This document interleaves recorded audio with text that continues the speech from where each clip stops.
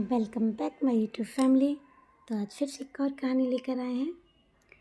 मायके में सबकी लाडली थी जिया। 2 भाइयों की इकलौती बहन थी, सबसे छोटी भी थी, इसलिए सबकी लाडली। दिन भर चहकती रहती थी और दोनों बड़े भाइयों से अपनी बातें मनवाती रहती थी। अपने माँ पापा की तो जैसे वह जान ही थी। समय बीतता गया, पढ़ाई लिखाई करके दोनों भाई अपनी अपनी नौकरी में लग गए। दोनों भाइयों की शादी भी हो गई, घर में भाभी आ गई। दोनों भाभी अच्छी थी, परिवार में सब कुछ ठीक था और सब खुश थे।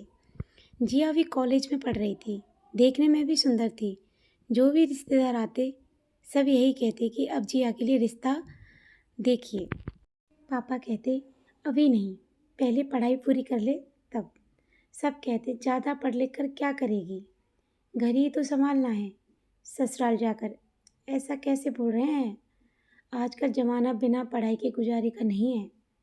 लड़की पढ़ी लिखी रहेगी, कभी कुछ हो जाए तो वो किसी के ऊपर निर्भर तो नहीं रहेगी, यह पढ़ाई ही उसके काम आएगी। ताऊ जी बोले लड़का देखने में भी टाइम लगेगा ना। पापा बोले मुझे सोचना चाहिए जिया की शादी के बारे में। इधर जिया शादी की बात सुनकर थोड़ा डर जाती।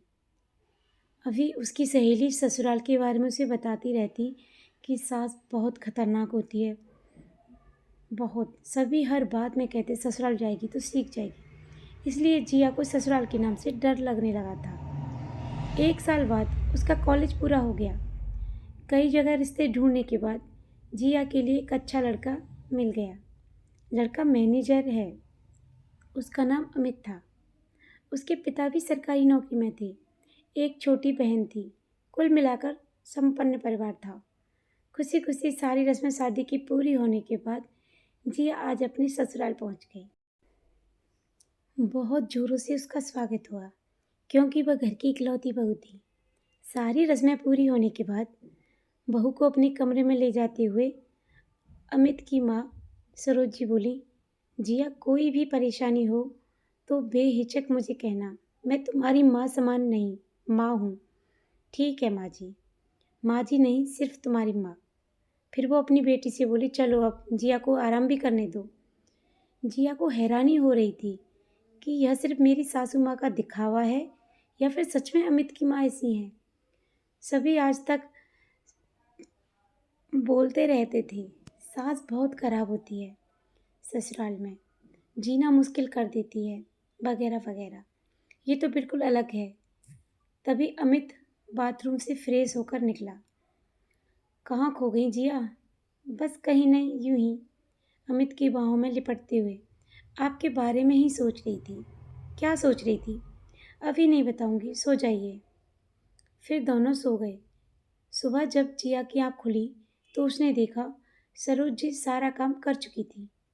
जिया बेटा, पहले तुम नहा लो, फिर पूजा कर लो, फिर सभी साथ में नाश्ता करेंगे। उसकी तरफ देखकर बोली, ठीक है माँ। फिर जिया बोली, माँ आपने मुझे जगाया क्यों नहीं? मैं भी कुछ काम में हाथ बटा देती।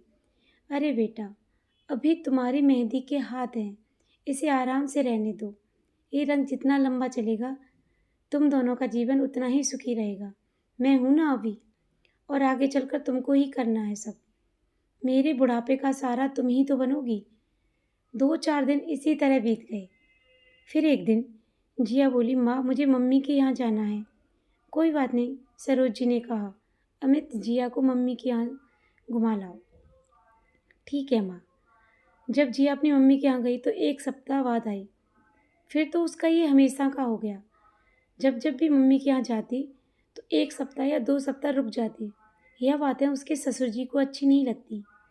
हमेशा कहते कि बहू को सर पर चढ़ा दिया है। बेटी कहकर शादी के बाद इतना कोई मायके जाता है? सरोज जी कहती हैं, अभी बच्ची है, ना समझ है। जब बच्चे हो जाएंगे तो खुद ही जिम्मेदारी संभालने लगेगी और समझ भी आ जाएगी कि ससुराल ही उनका अपना घर है। अभी तो मैं हूं ना। धीरे धीरे समय बीत रहा था। 4 साल बाद एक बच्चे की माँ बन गई जिया, लेकिन फिर भी उसकी आदत नहीं छूटी मायके जाने की। जब मन हो तब कोई बहाना बनाकर मायके चली जाती, बच्चे को अपनी सासू माँ पर छोड़कर। इधर मायके में भी दोनों भाभीयों को इसका इतना बार आना अच्छा नहीं लगता था, ना उसकी माँ को। दोनों भाभीयों के बीच जिया की वजह से हमेशा अनबन अच्छी लगती थी। इस बार जब जिया मायके आई अमित के साथ, रात तो सब ठीक था। सुबह जब जिया बाथरूम की तरफ जाने लगी, उसने सुना कि माँ और दोनों भाभी उसी के बारे में बात कर रहे हैं। वो थोड़ा गौर से सुनने लगी। दोनों भाभी कह रही थी कि क्या परेशानी है जिया को अपने ससुराल में। इतनी अच्छी सास है, इतना अच्छा परिवार मिला हुआ है, फिर भी जब देखो तब यहाँ आ जाती है। कह तो भाभी सही रही थी, मुझे ससुराल में कभी ससुराल जैसा लगा ही नहीं, लेकिन मैंने कभी इस बारे में सोचा ही नहीं। दुनिया जैसे बोलती थी, यही सब मेरे दिमाग में भी था कि ससुराल यानी लड़कियों के लिए सजा। खुद तो आती ही हैं, अमित को भी ले आती हैं। इनके स्वागत में कम खर्चे होते हैं क्या? माँ भी बोल रही थी, हाँ सही बात है, इस समय तुम दोनों झगड़ा मत करो, मैं जिया से बात करूँगी। तभी जिया माँ से लिपटते हुए रोकर बोली, आज के बाद मैं कभी भी बिना प्रोग्राम नहीं आऊँगी, यही मेरा फैसला है माँ। जिया की आंखों से आंसू जैसे रुकने का नाम ही नहीं ले रहे थे।